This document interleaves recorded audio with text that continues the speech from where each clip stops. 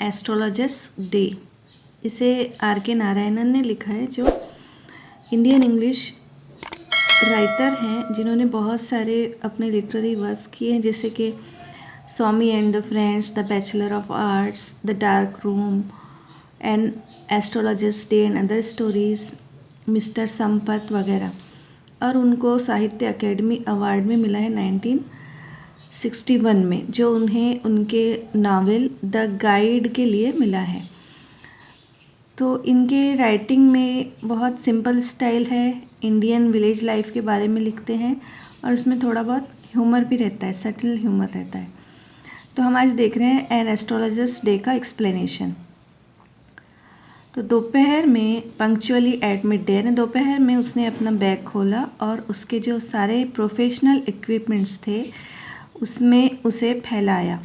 जिसमें उसके professional equipments क्या थे? जिसमें थे 1 दर्जन काउरी शेल्स थे। काउरी मालूम है आपको? और स्क्वायर पीस ऑफ क्लॉथ था जिसमें कुछ ऑब्स्क्वायर सा लिखा हुआ था, यानी सबको समझ में ना आए ऐसी चीज़। नोटबुक था और बंडल ऑफ पामेरा राइटिंग, यानी ताड़पत्री के कुछ टुकड़े थे, उस पर कुछ लिखा हुआ था, उसका बंडल था। उसके फोरहेड पे यानी पेशानी पर ऐश लगी हुई थी, यानी राख लगी हुई थी, और वर्मिलियन मतलब यहाँ सिंदूर भी लगा हुआ था। और उसकी आंखें, eyes sparkle with sharp abnormal gleam यानी चमक। उसकी आंखें बहुत शार्प चमक रही थी, जो क्या थी? Which was really an outcome of A continual searching look for customers, यानी वो जो सर्चिंग लुक था, वो तलाश करता था अपने कस्टमर्स को, उसकी वजह से उसकी आंखें चमक रही थी। लेकिन but which his simple clients took to be a prophetic light and felt comforted, लेकिन उसके जो सादा सीधे से क्लाइंट्स थे, जो लोग उसके पास आते थे, तो वो समझते थे कि प्रोफेटिक लाइट है, यानी रूहानी उसकी चमक है, रोशनी है, और उनको इससे बड़ा सुकून मिलता था। उसकी आँखों का पावर कंसिडरेबली एनहांस हो गया था। एनहांस होना है ना, बढ़ जाना। बाय देयर पोजीशन, उनकी पोजीशन से। किसकी पोजीशन से? आँखों की पोजीशन से। क्योंकि वो कहाँ थी? As they were between the painted forehead and the dark whiskers which stream down his cheeks. Whiskers यानी मूछें। तो उसकी आंखें कहाँ थी? उसकी आंखें थी पेशानी और मूछों के बीच में, यानी उनके बीच में सफ़ेद सफ़ेद चमक रही थी, इसलिए वो ज़्यादा ही चमकती थी, दिखाई देती थी, क्योंकि उसके पेशानी पे राख और सिंदूर लगा हुआ था, और उसकी मूछें घनी घनी थी जो उसके गालों तक जा रही थी, फैली हुई थी। तो आप इमेजिन कर सकते हैं ऐसा चेहरा जिस पे पेशानी पे राख और सिंदूर लगा हुआ है और मूछें घनी घनी हैं और आंखें चमक रही हैं। Even a half wit's eyes would sparkle in such a setting. तो ऐसी सेटिंग है, मतलब ऐसा कलर है, तो वहाँ पर किसी की भी आंखें चमकेंगी। टू क्राउन द इफ़ेक्ट, यानी उसको और बढ़ाने के लिए, इसका असर और बढ़ाने के लिए, he want a saffron colour turban around his head. उसने अपने सर पे क्या बांधी हुई थी? सैफ्रॉन कलर की टर्बन यानी पगड़ी बांधी हुई थी। सैफ्रॉन यानी ज़ाफ़रानी कलर की। This colour scheme never failed, तो ये कलर स्कीम कभी भी फेल नहीं होती। People were attracted to him as bees are attracted to the cosmos और डेलिया स्टॉक्स, यानी लोग उसके तरफ इस तरह से अट्रैक्ट होते थे, खींचे चले आते थे, जैसे शहद की मक्खियाँ फूलों पर खींची चली आती हैं। He sat under the boughs of a spreading tamarind tree which flanked a path running to the town hall park. Town hall park के पास में जो रास्ता गुजरता था, वहाँ पर एक इमली का पेड़ था, टैमरिन ट्री था, जहाँ पर वो बैठा रहता था उसके नीचे।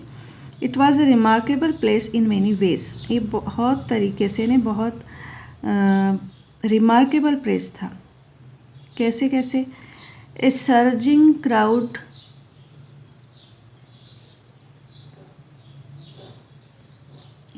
crowd was always moving up and down this narrow road from morning till night. तो सुबह से लेकर रात तक ये इस नैरो रोड पर, यानी जो कम चौड़ी सड़क थी, संकरी सी सड़क थी, उस पर से सर्जिंग क्राउड यानी बहुत ज़्यादा रश होना, आना जाना। तो सुबह से लेकर रात तक यहाँ पर भीड़ रहती थी जो गुजरती रहती थी। A variety of trades and occupations was represented all along its way. यहाँ पर एक वैरायटी ऑफ ट्रेड्स थे, यानी बहुत सारे बिजनेस पेशे वाले, व्यापार वाले लोग और ऑक्यूपेशन वाले यानी पेशे वाले लोग यहाँ पर रहते थे, यानी इनका दुकानें लगती थी। जैसे कि मेडिसिन सेलर्स, दवा बेचने वाले, sellers of stolen hardware and junk, यानी चोरी का जो सामान बेचते, हार्डवेयर और जंक यानी स्क्रैप जिसको बोलते हैं अपन, भंगार वगैरह। Magicians and above all and auctioneer of cheap cloth, इसमें मैजिशियंस भी रहते थे, जादूगर भी रहते थे और सस्ता कपड़ा बेचने वाले भी रहते थे। Who created enough din all day to attract the whole town.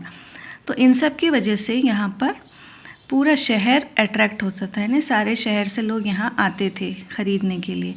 Next to him in vociferousness came a vendor of fried groundnut who gave his ware a fancy name each day. तो इसके साथ साथ ही यहाँ पर क्या रहता था, एक वेंडर रहता था जिसकी वजह से यहाँ बहुत शोर शराबा होता था।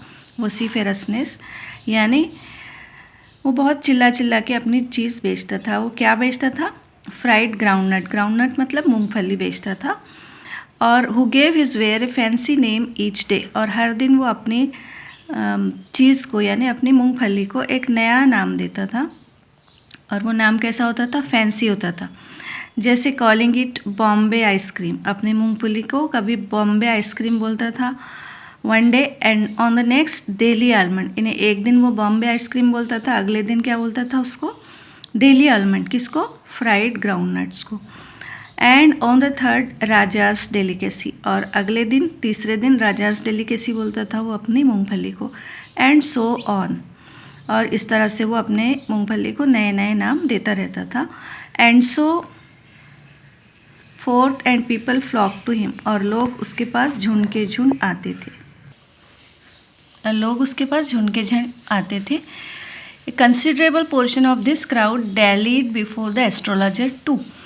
तो एस्ट्रोलॉजर यानी जो नजूमी था, मुस्तकबिल का हाल बताने वाला, तो उसके पास भी इस क्राउड का कंसिडरेबल पोर्शन यानी इस भीड़ में से बहुत सारे लोग उसके पास भी डैलीड करते थे, यानी ऐसे ही टाइम वेस्ट करते थे, बैठे रहते थे, खड़े रहते थे आसपास उसे देखते हुए, सुनते हुए। The astrologer transacted his business by the light of a flare which crackled and smoked up above the groundnut heap nearby. Nearby यानी पास ही के ग्राउंडनट हीप पर, ग्राउंडनट के ढेर पर जो एक वो लगा हुआ था, कंदील लगा हुआ था जिसमें से फ्लेयर निकलता रहता था, शोला निकलता रहता था, उसकी रोशनी में वो अपना बिजनेस करता था। कौन, astrologer. Half the enchantment of the place was due to the fact that it did not have the benefit of municipal lighting. Enchantment मतलब जादुई असर, क्योंकि वो एस्ट्रोलॉजर था तो उसमें थोड़ा सा जादू जैसा लोगों को महसूस होता है। तो उसका असर, जादुई असर किस वजह से था, क्योंकि वहाँ पर म्यूनिसिपल लाइटिंग नहीं थी, अंधेरा अंधेरा था, उसका भी उसको फ़ायदा मिलता था। The place was lit up by shop lights, यानी आसपास की दुकानों की रोशनी, दुकानों में जो लाइट्स थे उसकी रोशनी की वजह से यहाँ पर रोशनी थी इस जगह पर। 1 or 2 had hissing gas lights, जैसे पहले गैस लाइट्स होते थे तो 1-2 दुकानों में गैस लाइट्स थी, कुछ में some had naked flare such stuck on poles, कहीं कहीं पोल्स पे लगे हुए फ्लेयर्स थे, यानी जो हाथों से बनाए हुए कंदील रहते हैं ना, उसमें से डायरेक्ट आग निकलती रहती है, शोले निकलते रहते हैं। Somewhere lit up by old cycle lamps, कहीं कहीं पुराने साइकिल के लैम्प्स थे। And 1 or 2 like the astrologer managed without lights of their own, और 1-2 ने अपने एस्ट्रोलॉजर की तरह से बगैर लाइट के अपना काम चलाया हुआ था। It was a bewildering crisscross of light rays and moving shadows. यहाँ पर यानी क्रिस क्रॉस लाइट रेज थी और चलते हुए साए थे, यानी ये लाइट ज़्यादा नहीं थी, इस वजह से वहाँ साए दिखते थे, लोगों के चलने फिरने से उनकी साया दिखता था। This suited the astrologer very well for the simple reason that he had not in the least intended to be an astrologer. इसकी वजह से एस्ट्रोलॉजर को क्या हो रहा था, फ़ायदा हो रहा था। और एक सादा सी वजह थी कि उसने कभी भी ये नहीं सोचा था कि वो एस्ट्रोलॉजर बनेगा। जब उसने अपनी ज़िंदगी की शुरुआत की थी तो उसने नहीं सोचा था कि वो एस्ट्रोलॉजर बनेगा। और and he knew no more of what was going to happen to others than he knew what was going to happen to himself next minute. और वो ये भी नहीं जानता था कि लोगों के साथ क्या होने वाला है, और ना ये जानता था कि अगले मिनट उसके साथ क्या होने वाला है। He was as much a stranger to the stars as were his innocent customers। तो स्टार्स के बारे में उसको भी कुछ भी नहीं पता था, जिस तरह से उसके कस्टमर्स को नहीं पता था। Yet he said things which pleased and astonished everyone। Astonish करना यानी हैरत ज़दा करना। फिर भी वह कुछ ऐसी बातें बोलता था जिससे लोग खुश भी होते थे और हैरत ज़दा भी होते थे। That was more a matter of study, practice and sheer guesswork। तो ये वो कैसे बोलता था, एक मैटर ऑफ स्टडी था, यानी वो लोगों का मुताला करता था। प्रैक्टिस यानी प्रैक्टिस से उसको ये बोलना आ गया था, और गेस वर्क था यानी वो अंदाज़े लगाता था। All the same it was as much as honest man's labour as any other. तो उसी तरह से जैसे दूसरे लोग मेहनत करते हैं, उसी तरह से इसकी भी एक मेहनत थी, यानी ये प्रैक्टिस से लोगों को देखकर उनके चेहरे पढ़कर अंदाज़े लगाता था, और ये उसकी मेहनत थी। And he deserve the wages he carried home at the end of the day.